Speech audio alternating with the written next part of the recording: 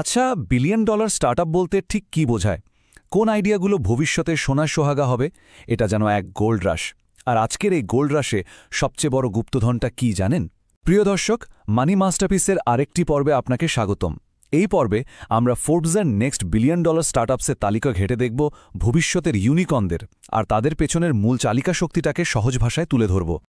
তো আলোচনার শুরুতেই একটা প্রশ্ন আসে, এই যে আমরা কথায় কথায় ইউনিকর্ন শব্দটা ব্যবহার করি, এটার আসল মানেটা আসলে কি? একটা কোম্পানিকে ঠিক কোন পর্যায়ে গেলে এই বিশেষ খেতাব দেওয়া হয়? খুব সহজ করে বললে, ইউনিকর্ন হলো এমন একটা প্রাইভেট স্টার্টআপ কোম্পানি যার ভ্যালুয়েশন $1 বিলিয়ন ছাড়িয়ে গেছে। মানে এটা এতটাই বিরল আর সফল যে এর তুলনা করা হয় ওই পৌরাণিক ঘোড়ার সাথেই। এখন কথা হলো, এই ভবিষ্যতের ইউনিকর্নগুলোকে আমরা খুঁজে বের করছি কিভাবে? এর জন্য আমরা নির্ভর করছি ফোর্বসের একটা বিশেষ তালিকার উপর। গত 1 দশকেরও বেশি সময় ধরে এই তালিকাটাই যেন একটা ক্রিস্টাল বলের মতো কাজ করছে, যা আগেভাগেই বলে দেয় কারা হতে চলেছে ভবিষ্যতের বিলিয়ন ডলার কোম্পানি। আর শুধু ভবিষ্যৎবাণী নয়, এর ট্র্যাক রেকর্ডটা একবার দেখুন। এক কথায় অবিশ্বাস্য।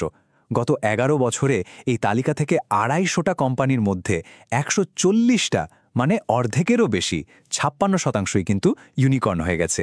আর অবাক করার মতো ব্যাপার হলো, ব্যর্থ হয়েছে মাত্র 5টা। বুঝতেই পারছেন এই তালিকাটা কতটা নির্ভরযোগ্য। তাহলে প্রশ্ন হলো, এই বছরের তালিকায় এমন কি আছে যা ভবিষ্যতের ইউনিকর্নদের পথ দেখাচ্ছে? এর পেছনে মূল শক্তিটা কি? উত্তরটা কিন্তু একটাই, আর সেটা খুবই পরিষ্কার।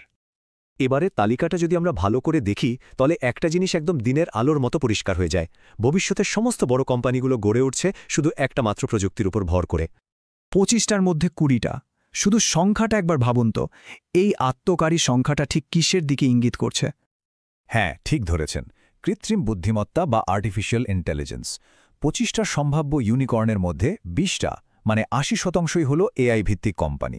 তার মানে ভবিষ্যতের বিলিয়ন ডলার বাজার যে এআইয়ের দখলে যেতে চলেছে, তাতে আর কোনো সন্দেহ নেই। চলুন এবার একটু গভীরে যাই, দেখি কিভাবে এআই শুধু নতুন কিছু তৈরি করছে না, বরং ব্যবসার একদম পুরনো নিয়মকানুনগুলোকেই একেবারে নতুন করে লিখছে।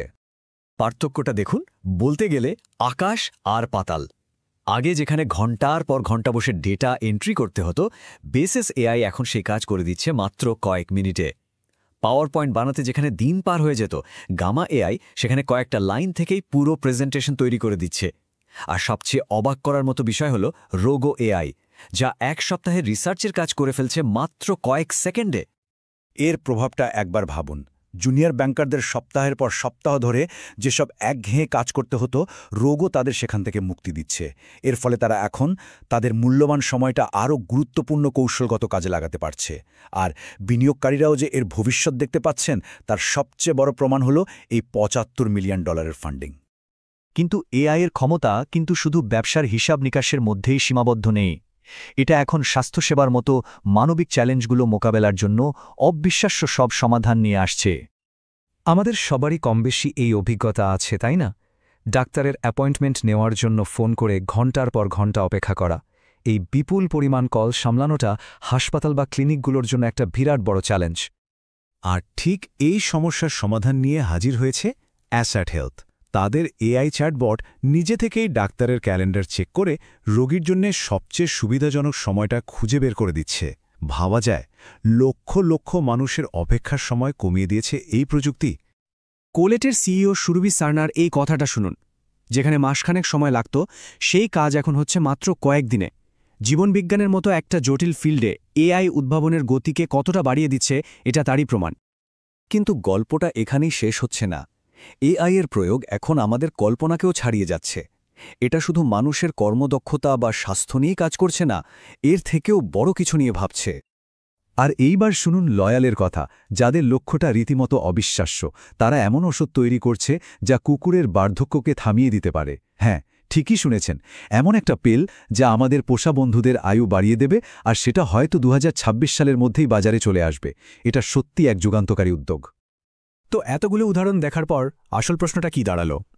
এই যে সবদিকে এআইয়ের জয় জয়কার, এটা ভবিষ্যতের জন্য আমাদের ঠিক কি বার্তা দিচ্ছে? এর থেকে আমরা কি শিখতে পারি? তাহলে আজকের আলোচনার মূল বিষয়গুলো কি?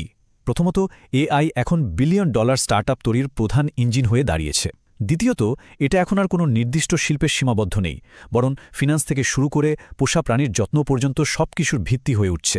আর তৃতীয়ত, এর লক্ষ্য এখন আর শুধু মানুষকে সাহায্য করা নয়, বরং এমন সুপার ইন্টেলিজেন্স তৈরি করা যা মানুষের সাহায্য ছাড়াই নিজে থেকে কোড লিখতে ও চালাতে পারবে, যেমনটা রিফ্লেকশন এআই করার চেষ্টা করছে।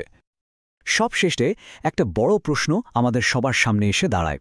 এই যে কৃত্রিম বুদ্ধিমত্তা নিজে থেকেই ভবিষ্যৎ তৈরি করছে, এই নতুন পৃথিবীতে একজন মানুষ হিসেবে আমাদের ভূমিকা ঠিক কী হবে? এটা নিয়ে এখন আমাদের ভাবতে হবে। ভিডিওটি শেষ পর্যন্ত দেখার জন্য ধন্যবাদ। মানি মাস্টারপিসের ব্যবসা এবং অর্থ সম্পর্কিত পরবর্তী গুরুত্বপূর্ণ ভিডিওগুলির জন্য লাইক, মন্তব্য, শেয়ার এবং সাবস্ক্রাইব করতে ভুলবেন না।